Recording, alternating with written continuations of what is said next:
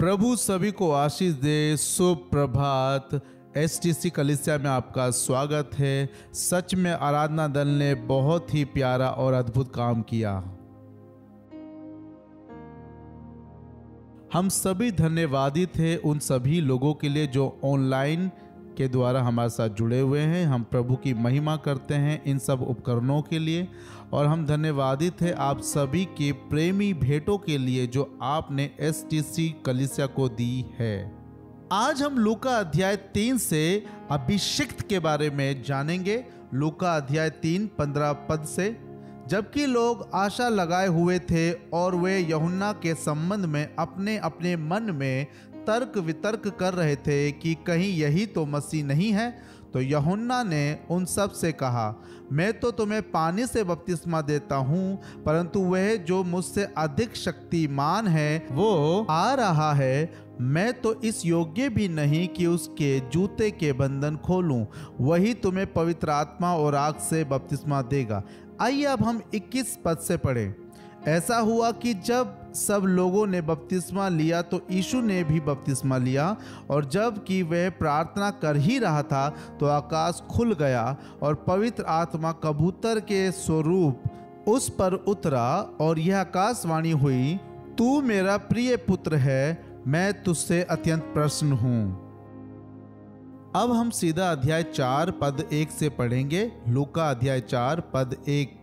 यीशु पवित्र आत्मा से परिपूर्ण होकर यरदन से लौटा और आत्मा उसे जंगल में इधर उधर ले जाता रहा।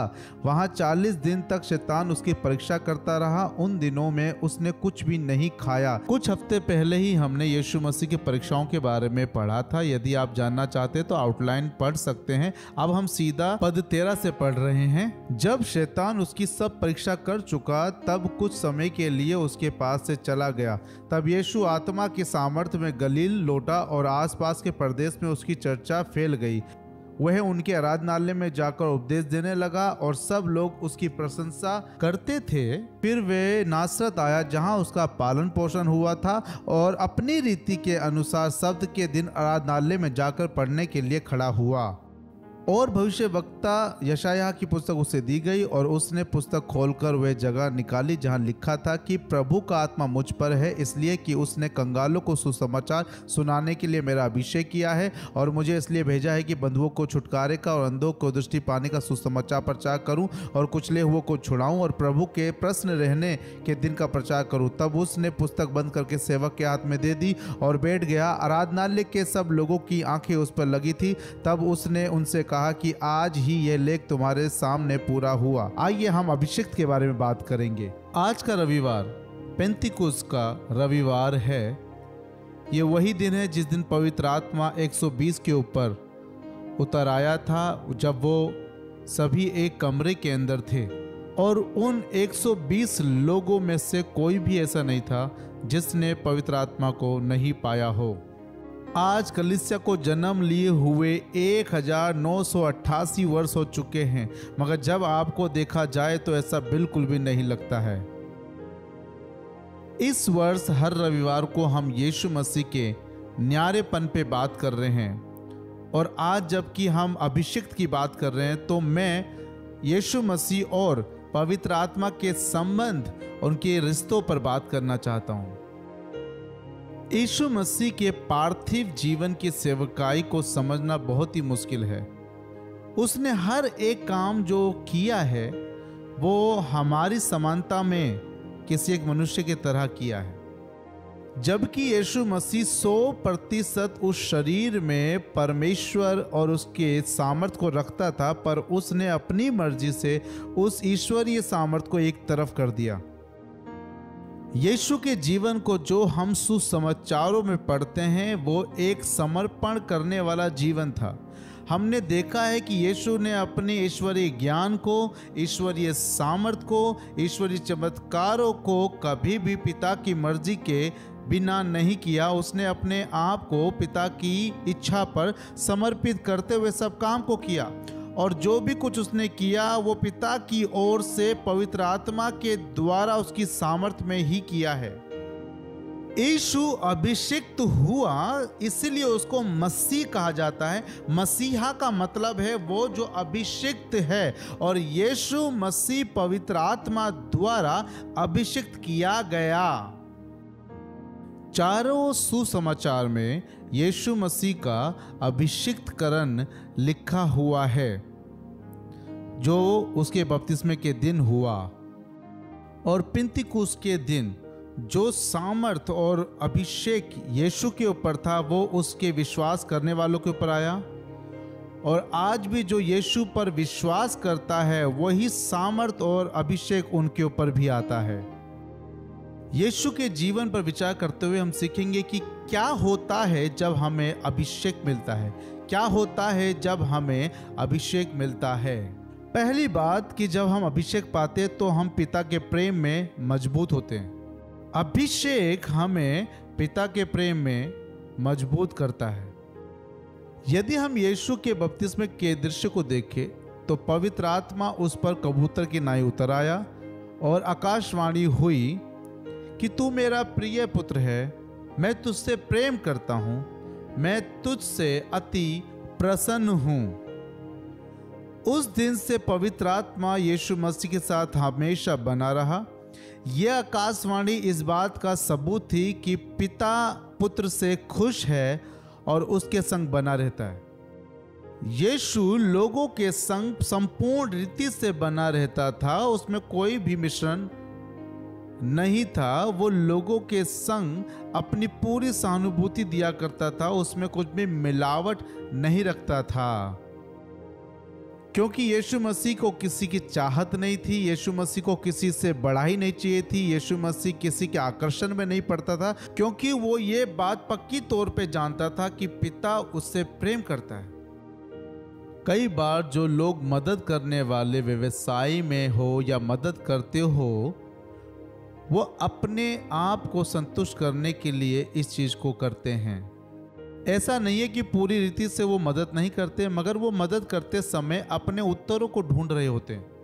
वे अपने अंदर ही जूझ रहे होते हैं और उसका उत्तर ढूंढ रहे होते हैं। मगर ये बात यीशु मसीह के संग लागू नहीं होती थी, क्योंकि जब अंतिम भोज की घड़ी आई थी तो यीशु ने अपने तौलियों को लेकर अपने सभी चेलों के पांवों को धो दिया। ये एक बहुत ही छोटे काम को दिखाता है जो दासों का काम है। वो काम इसलिए कर पाता था कि उसको मालूम था कि पिता उसकी ओर है, पिता उससे प्रेम करता है। वो पक्की रीति से जानता था कि पिता उससे खुश है।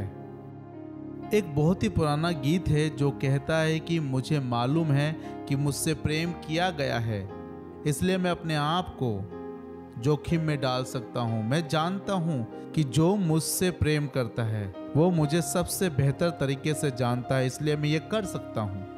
मैं आपको बताना चाहता हूँ कि बचपन से ये गीत मैं सुनता आ रहा था, पर मुझे इसका अर्थ नहीं पता था, मगर अब मुझे इसका अर्थ पता है। कई बार हमारा हृदय बहुत जोखिल होता है, चोटिल होता है, बहुत दर्द से गुजरता है, बंधा हुआ होता है, और हम अपने प्रेम को ना तो किसी को दर्शा सकते हैं और ना बता सकते हैं। जब हम पवित्र आत्मा के अभिषेक को प्राप्त करते हैं तो वही वाणी जो यीशु मसीह के लिए कही गई थी हमारे लिए भी हमारे ऊपर उतर आती है। संत पौलुस कहते हैं कि हमने लेपालक की आत्मा पाई है, जिससे हम उसे हे अब्बा, हे पिता कहकर पुकारते हैं। पवित्र आत्मा हमारे शरीर से होकर करहा कर परमेश्वर से विनती करती है और उसके प्रेम को हमारे लिए और हमारे प्रेम को उसके लिए और मजबूत करती है, जिससे वो हमारे लिए और हम उसके लिए तैयार होते हैं। जब हम पवित्र आत्मा द्वारा अभिषेक पाते हैं तो हम लोगों को और अच्छा समझ सकते हैं और अपने हृदय की गहराई से उनके लिए सेवा कर सकते हैं। क्या होता है जब अभिषेक पाते हैं? पहली बात, हम प्रभु के प्रेम में मजबूत होते हैं। दूसरी बात, हम अपने व्यवहार में एक सुधार लेके आते हैं। जब पवित्र आत्मा यीशु पर उतरा था तो वो एक कबूतर के नाई उस पर आया, और जब हम नूह की कहानी को देखते तो कबूतर एक शांति का प्रतीक था, और जब पवित्र आत्मा यीशु पर उतर आया तो उसका अर्थ दीनता, नम्रता था, और उसकी सेवा में ये शांति एक चिन्ह ठहरी।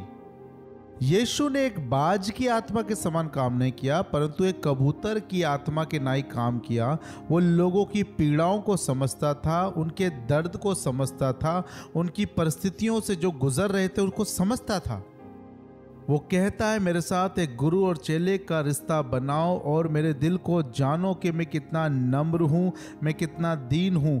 दीन होना कमज़ोरी की निशानी नहीं है, परंतु दीन होना लोगों के लिए एक सामर्थ्य की निशानी है जो उनके दिलों की भावनाओं को समझते हैं। मत्ती उस भविष्यवाणी को लिखता है जो यीशु में पूरी होती है कि वो नम्र होगा, उसमें मैं अपनी आत्मा फूंकूंगा और मेरी आत्मा को वो लिए हुए चलेगा। वो सरकंड को तोड़ेगा नहीं, वो पिसे हुओं को उद्धार दिलाएगा, वो उनको तिरस्कार नहीं करेगा, उनको दूर नहीं करेगा। आप समझते हैं इसका मतलब क्या है कि सरकंडों को नहीं तोड़ेगा, वे उनको जिनकी कोई नहीं सुनता धुतकारेगा नहीं, परंतु उनको और प्रेम और स्नेह से ले चलेगा।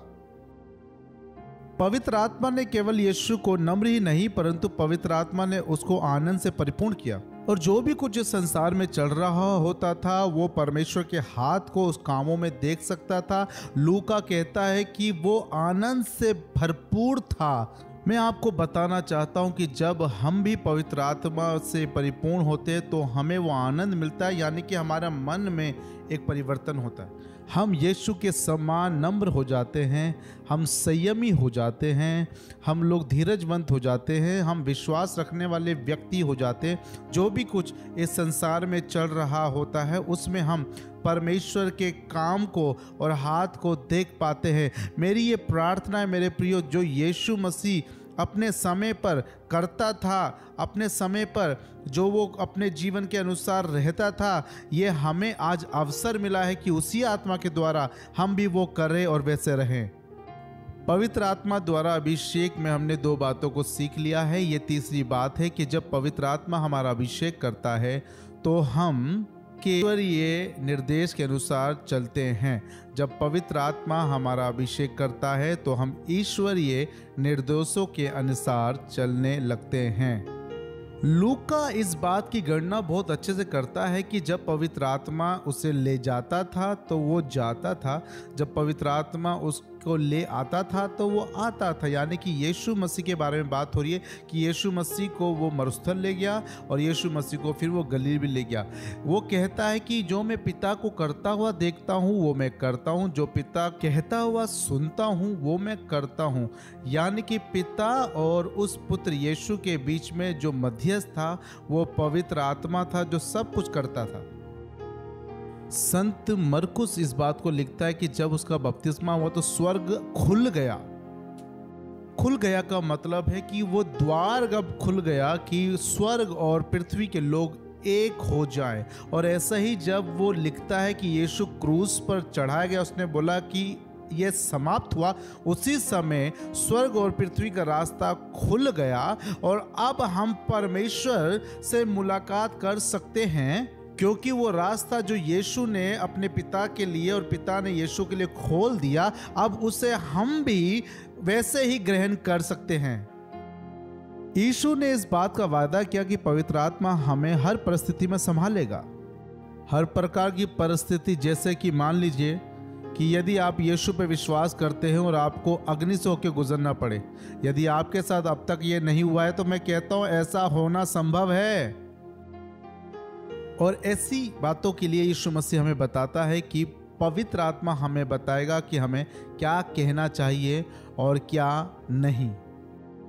मेरी एक मित्र है जो कि एक महिला है और वो एक ऐसे देश के अंदर सेवा करना चाहती है जहां पर लोग अपने विश्वास का अंगीकार व प्रचार कर सकते हैं। पर दिक्कत की बात यहाँ है कि उससे वहाँ पर वीज़ा नहीं मिल रहा। उसको यात्री वीज़ा तो वहाँ मिल सकता है जो कि सिर्फ 6 महीने के लिए है और 6 महीने के बाद उसको वापस आकर अपने वीज़े को दोबारा से नया करना पड़ेगा और फिर आना जाना उसको करना पड़ेगा, जिसमें बहुत सा पैसा बहुत सा समय लगेगा। उसको वापस आकर तैयारी करके फिर वापस से उस देश में जाना पड़ेगा।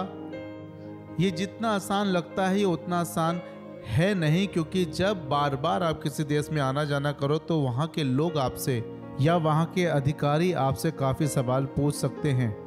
और ऐसा हुआ कि कई सालों तक जब वो ये काम को कर रही थी, उसके आने जाने के दौरान वहाँ के अधिकारियों ने उससे बहुत सारे सवालों को पूछा और उसने उसका उत्तर दिया। आखिरकार उस दौरे पे जब वो वहाँ पे आ और जा रही थी, तो एक समय ऐसा भी आया कि वो प्रार्थना कर रही थी और प्रभु से मांग रही थी। वहाँ के विश्वासी लोग भी प्रार्थना कर रहे थे, वहाँ से प्रभु की आज्ञा मांग रहे थे। और पवित्र आत्मा ने उनको ये बातें कही। पवित्र आत्मा ने कहा कि इस बार जब अधिकारी आपसे सवाल पूछे तो उन्हें कुछ भी मत कहना, केवल मुस्कुराना।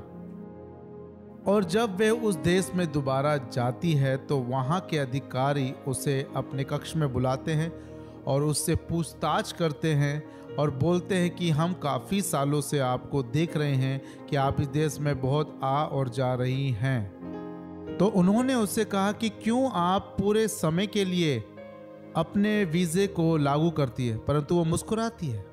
वो अधिकारी उससे बहुत सवाल पूछते हैं कि क्यों आप हमारे देश में आती हो, क्या आप किसी को प्रेम करती हो, क्या आपका कोई बॉयफ्रेंड है? पर वो तो केवल मुस्कुराती और शर्माती है। तो वो अधिकारी कहते हैं आप इतने सालों से आते हैं, अगर आपके बॉयफ्रेंड ने आपके साथ शादी नहीं करी तो वो एक अच्छे व्यक्ति को खो देंगे। पर ये तो मुस्कुराती और सिर्फ शर्माती है। फिर वो अधिकारी कहता है रुकिए। वो जाता है और कुछ कागज को लेकर आता है और कहता है कि आप इस फॉर्म को भर दीजिए, जो कि आपको 10 साल के लिए यहाँ पे वीज़ा प्रदान करेंगे, ताकि आप व्यवसाय कर सको और कोई भी रोक नहीं सकेगा। तब मेरे उस महिला मित्र को वो वीज़ा प्रदान हुआ और एक बार फिर से उस अधिकारी को उसने देखा और खुशी से मुस्कुराई। तो उस अधिकारी ने बोला अपने बॉयफ्रेंड को बोलना कि आपको कभी ना छोड़े।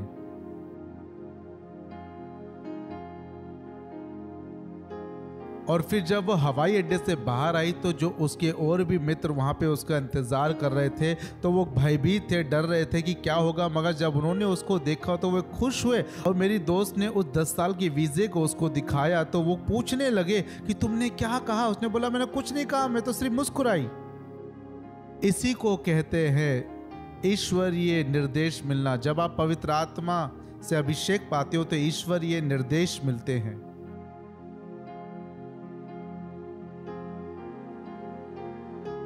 सुनिए सुनिए, मैं आपको बताना चाहता हूं कि परमेश्वर पिता सक्षम है आपको सही राह दिखाने के लिए।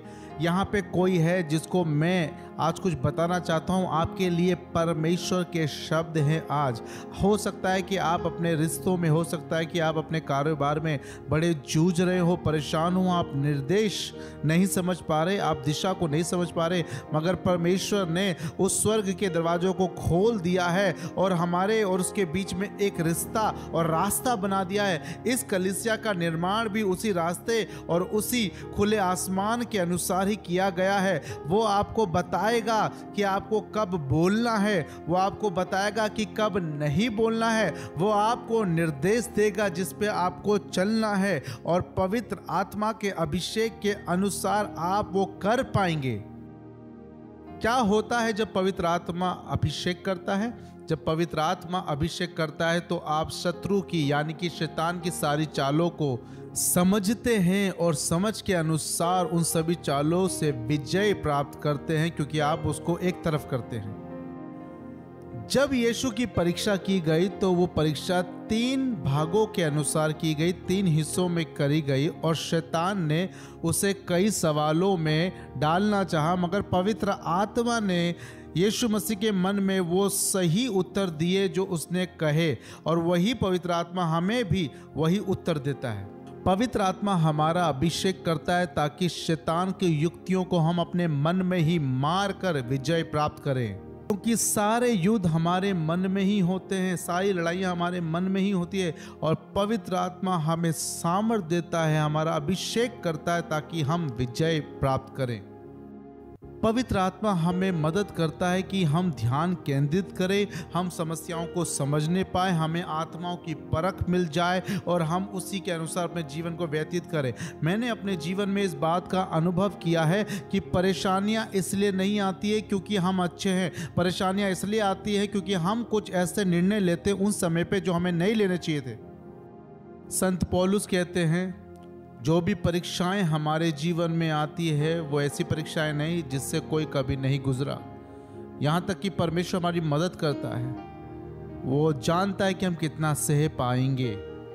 पवित्र आत्मा के अभिषेक में एक और विचार कि पवित्र आत्मा का अभिषेक हमें अधिकार देता है कि हम सुसमाचार को बांट सके।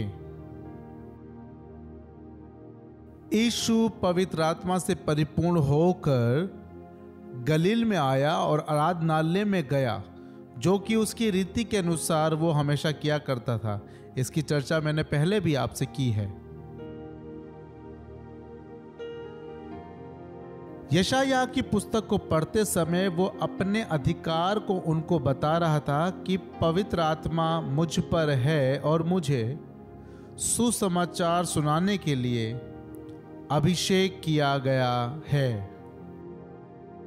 ये शब्द जो सुसमाचार है यूनानी भाषा में बड़े स्पष्ट रूप से समझाया गया है। अंग्रेजी भाषा में इसे कहा जाता है इंजीलवादी, जो हर जगह पे इंजील को फैलाता है। इंजीलवादी का मतलब यह है कि आप सुसमाचार लेके चलने वाले व्यक्ति हैं।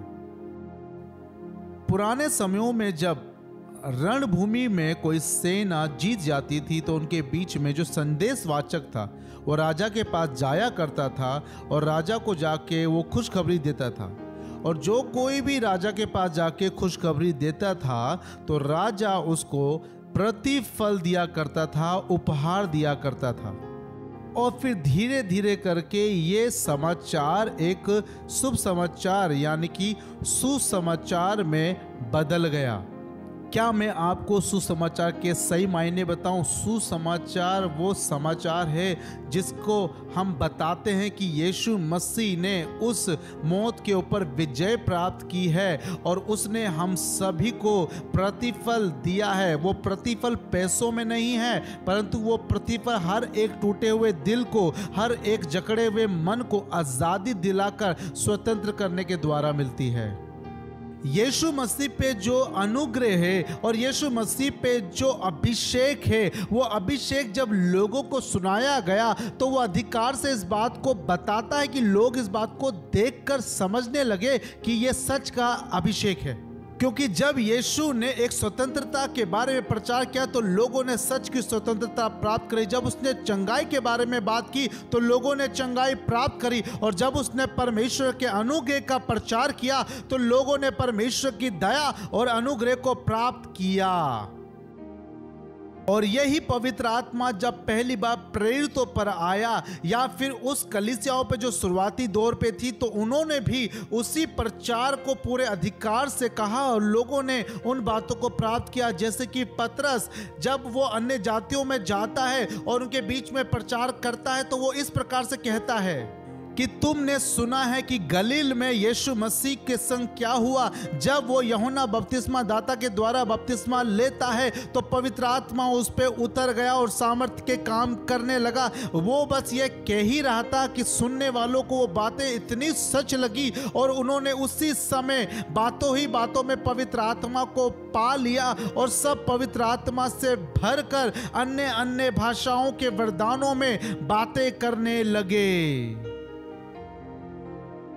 पौलुस एक छोटे समूह से बातें कर रहा था फिलिपियों की उस नदी के किनारे पर जब वो वहाँ पे थे। और जब पौलुस वहाँ पर यीशु के बारे में प्रचार करता है तो वहाँ पे जो महिला लीडिया थी वो उन बातों को सुनती है और वास्तविकता में खो जाती है और वो बातें उस बहन के जीवन में एक बहुत बड़ा परिवर्तन उसी घड़ी ले आता है। उस अभिषेक में एक बड़ी सामर्थ है, क्योंकि जब हम अपने मुख से प्रभु की चर्चा करते हैं तो उसी मुख पर अनुग्रह उतर आता है और लोगों को छूता है और वे शब्द असाधारण शब्द बन जाते हैं जो लोगों के जीवन में परिवर्तन ले आता है। और उस ही पवित्र आत्मा के अभिषेक के द्वारा हमारे लिए भी परमेश्वर के प्रति रास्ता खुल जाता है कि हम उससे प्रार्थना कर सके, उसकी आराधना कर सके और प्रार्थना और आराधनाओं में पवित्र आत्मा में बातें कर सके। मैं विश्वास करता हूं इन दोनों बातों में बहुत मेल झोल है। जब हम आत्मा में प्रार्थना और आराधना करते हैं तो अन्य भाषाओं का वरदान हमें और मजबूती से प्रार्थना करने में मदद करता है। मैं और मेरी पत्नी डेनिस ने एक सेमिनार को जब अटेंड किया, उस दौरान एक किताब को लिखा कि क्यों परमेश्वर इस भाषा, जिसे हम अन्य भाषा कहते हैं, इस्तेमाल करता है ताकि हम पवित्र आत्मा में और मजबूत बन सके। और आप इस पर विचार कीजिए कि यह हमारे शरीर का वो अंग है जो बहुत ही जरूरी है। वो हमारी आंखें नहीं है, हमारा मन नहीं है, हमारा हाथ नहीं है, या कोई और शरीर का हिस्सा नहीं, परंतु वो हमारी जुबान है। याकूब बताता है कि अग्नि से भी ज्यादा खतरनाक और सामर्थी हमारी जुबान है। याकूब लिखता है जो अपनी जुबान पे संयम ला सकता है वही सिद्ध मसीही है। और यह संभव है कि जब हम अन्य भाषाओं में बातें करते हैं, प्रार्थना करते, आराधना करते हैं, तो वो सिर्फ एक तरफा होता है और जिससे परमेश्वर इस्तेमाल करता है, जैसे कि हमारी जुबान जो हमारे संयम में तो नहीं है मगर वो उसे भी समर्पण में ले आता है। और जब हम उस भाषा को अपने मुख से कहते हैं जो परमेश्वर ने दी, तो परिणाम उसी समय हमें दिखने लगता है। हर एक वो शब्द जिसको मैं डाउनलोड कहता हूँ, यानी कि हर संडे जो मैं आपको प्रचार करता हूँ, वो जो मैं प्रभु से प्राप्त करता हूँ, उसके बारे में कह रहा हूँ। पिछले हफ्ते मंगलवार की सुबह 4:30 पे पवित्र आत्मा ने मुझे जगाया और मुझे एक विषय दिया जिसको मैं डाउनलोड कहता हूँ, और वही विषय मैं आज आपके साथ यहाँ पर बांट रहा हूँ। और 2 वाक्यों को पवित्र आत्मा ने मुझे आपको बताने के लिए कहा, और उनमें से पहला वाक्य यह है कि हर एक विश्वासी जरूरी नहीं कि अन्य भाषा में बोले, पर हर एक विश्वासी बोल सकता है। ये वरदान हर एक यीशु पे विश्वास करने वालों के भीतर है। ये वरदान बहुत ही साधारण वरदान था उन विश्वासियों के लिए, और आज भी हम लोगों के लिए है। और दूसरा वाक्य जो पवित्र आत्मा ने आपके लिए दिया वो यह है कि यदि आप अन्य भाषा में नहीं बोलना चाहते तो आप कभी नहीं बोल पाएंगे। मैंने अपने जीवन काल में इस बात का अनुभव किया, और मैंने पाया है कि जो लोग इसके विरुद्ध है या फिर जो इसको नहीं मानते, तो उनके लिए बात है कि यदि वो नहीं बोलना चाहेंगे तो वो सच में कभी नहीं बोल पाएंगे और इसका अनुभव भी नहीं ले पाएंगे। 3 बार संत पौलुस ने 1 कुरिन्थियों 12 और 14 में बोला है कि आत्मिक वरदानों की धुन में रहो, आत्मिक वरदानों की धुन में रहो, आत्मिक वरदानों की धुन में रहो। मुझे एक बात बिल्कुल भी समझ नहीं आती है, जब भी हम प्रार्थना की बात करते हैं या आराधना में होते हैं या आराधना कर रहे होते हैं, तो कुछ लोग ऐसा बोलते हैं कि ये आपके लिए अच्छा होगा पर ये मेरे लिए तो बिल्कुल भी नहीं है, मुझे समझ नहीं आता। नहीं मेरे प्रियो, यदि परमेश्वर ने एक भले वरदान को हमारे लिए रखा है तो हमें हाथ उठा के बोलना चाहिए कि मुझे भी ये वरदान चाहिए। मैंने पवित्र आत्मा का वरदान उस समय पाया जब मैं 8 साल का था और बिस्तर पे सोया था, और मुझे बहुत अच्छे से याद है मैंने ये प्रार्थना की कि प्रभु जी, जो आशीष आपने मेरे लिए रखी है वो सब मैं चाहता हूं। मुझे बिल्कुल भी अंदाजा नहीं था कि मैं क्या मांग रहा हूं, अन्य भाषा क्या होती है या फिर अन्य भाषा जैसी कोई चीज है भी। मैं बस इतना जानता था कि मैं ऐसी प्रार्थनाओं में गया था जहां पे मैं पवित्र आत्मा से भरकर आनंदित हुआ, वो आनंद जो मैं बयान नहीं कर सकता हूं, और उसी आनंद में जीना चाहता था और मांग करता था। और यही प्रार्थना में मांग रखी कि पिताजी, जो भी आशीष आपने मेरे लिए रखी है वो मुझे दीजिए। और उसी घड़ी मैं पवित्र आत्मा से भर गया और मैं अन्य भाषा में बोलने लगा जो स्वर्गदूतों की बोली है। यदि आप चाहो तो मेरी प्रार्थना को आप उधार ले सकते हो। आप भी इस साधारण प्रार्थना को कर सकते हो और पवित्र आत्मा से कह सकते हो कि पवित्र आत्मा, जैसे आपने दूसरों को आशीष दी वैसे ही मुझे भी दीजिए। क्या होता है जब आप साधारण तरीके से बोलते हो कि पिता, मुझे आप वो सारी आशीष दीजिए, और फिर आप वो सब प्राप्त करेंगे जो वो आपको देना चाहता है। क्या होता है जब पवित्र आत्मा आपका अभिषेक करता है? यह आखिरी विचार मैं आपके साथ बांटता हूं। जब पवित्र आत्मा आपका अभिषेक करता है तो आप उस अभिषेक को दूसरों में बांट सकते हैं। जब आप अभिषेक प्राप्त करते हैं तो आपको ये सामर्थ मिलता है कि उस अभिषेक को आप दूसरों में भी बांटे। यीशु मसीह को केवल वो अभिषेक उसके लिए नहीं मिला था, क्योंकि पहले से ही ये बात एक चिन्ह के तौर में आ गई थी कि वो तुम्हें पवित्र आत्मा से और आग से बपतिस्मा देगा। और यीशु ने सुबह सुबह उन 120 लोगों को जो ऊपरी कोठरी में थे उनको अभिषेक किया, और फिर उन लोगों ने उन 3000 लोगों को पवित्र आत्मा में अभिषेक किया जो विश्वास में आए। और जब एक फिलिपुस ने एक अन्य जाति को प्रभु में लाया तो पतरस और सभी प्रेरित उन अन्य जातियों में यरूशलेम जाते हैं और अपने हाथों को जब उनके लिए बढ़ाते तो वो सब पवित्र आत्मा पाते हैं। बाइबल इसे स्पष्ट रूप से तो नहीं कहता कि उन्होंने अन्य भाषा बोली कि नहीं, परंतु सिमोन जो वहाँ पे खड़ा हुआ था वो ये सब देखकर उनको पैसों देने की बात करता है, क्योंकि उसने वो चीज़ देखा तो जो साधारण नहीं था। और जब पतरस कुरनेलियुस के घर में प्रचार करता है तो वहाँ पे जितने अन्य जाति के लोग थे सब पे पवित्र आत्मा उतरा और सब अन्य भाषा में बोलने लगे। वैसे ही हनन्याह ने भी जब पौलुस के लिए प्रार्थना करी जो साउल था, और वो पवित्र आत्मा से भर गया और उसके जीवन में पवित्र आत्मा का अभिषेक हुआ।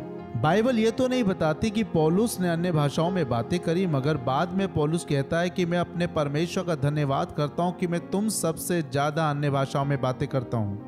और उसके बाद पौलुस जब कुरिन्थियों की कलीसिया को प्रचार करता है तो वहाँ सभी पवित्र आत्मा से भर जाते हैं। उसका पुत्र जिसे वो तिमोथी कहता है, उसे भी जब वो प्रार्थना करता है तो बहुत सारे वरदानों से भर जाता है। तो वो कहता है तिमोथियुस अन्य भाषाओं में प्रार्थना किया कर। उसके बाद वो फिलिपियों की कलीसिया से भी कहता है कि आप अन्य भाषाओं में आराधना किया करो। और फिर उसके बाद जब वे इफिसियों की कलीसियाओं में जाते हैं तो वहाँ पे जो विश्वासी थे वे सभी यूहन्ना के चेले थे। तो उसने पूछा क्या तुमने पवित्र आत्मा का बपतिस्मा पाया? तो उन्होंने बोला नहीं। और उन्होंने कहा हमने तो कभी इसके बारे में सुना भी नहीं। तो पौलुस ने उनको यीशु मसीह का सुसमाचार सुनाया और तब उन्होंने पानी का बपतिस्मा लिया। और फिर पौलुस ने अपने हाथों को बढ़ा के उनके लिए प्रार्थना किया, और जब उसने प्रार्थना की तो वे अन्य भाषाओं में बोलने लगे। यीशु के ऊपर जो अभिषेक था वो दूसरों के लिए था, वो आने वाली पीढ़ियों के लिए था, क्योंकि यीशु कल आज और युगानुयुग एक सा प्रभु है। वो आज भी वैसा ही है जैसा कल था। वो आज भी हमें पवित्र आत्मा से और अग्नि से बपतिस्मा देना जानता है। यीशु चाहता है हम वैसे ही जिए जैसे वो जिया था, एक अभिषिक्त के रूप में। आइए हम अपनी जगहों पे खड़े हो जाएं और राजाओं के राजा और प्रभुओं के प्रभु प्रभु यीशु मसीह को महिमा और उसकी आराधना करें। आराधना दल आइए और मेरे प्रियो खड़े होकर उसके नाम की महिमा कीजिए।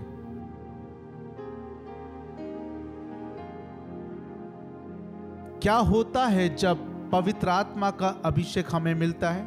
हम पिता के प्रेम में मजबूत होते हैं, हमारा व्यवहार बदलता है, स्वर्ग के रास्ते खुल जाते हैं, दुष्ट की योजनाओं से हम परे रहते हैं, अधिकार में होकर सुसमाचार प्रचार करते हैं और अभिषेक को बांटने की सामर्थ्य हम पाते हैं। आइए हम पवित्र आत्मा का स्वागत करें। आइए अपने हाथों को उठा के, सरों को उठा के हम कहें कि पवित्र आत्मा आप हमारे बीच में आए। आइए हम उस आराधना के गीत को गाएं कि हम कहें आओ पवित्र आत्मा हमारे मध्य में आ जाओ।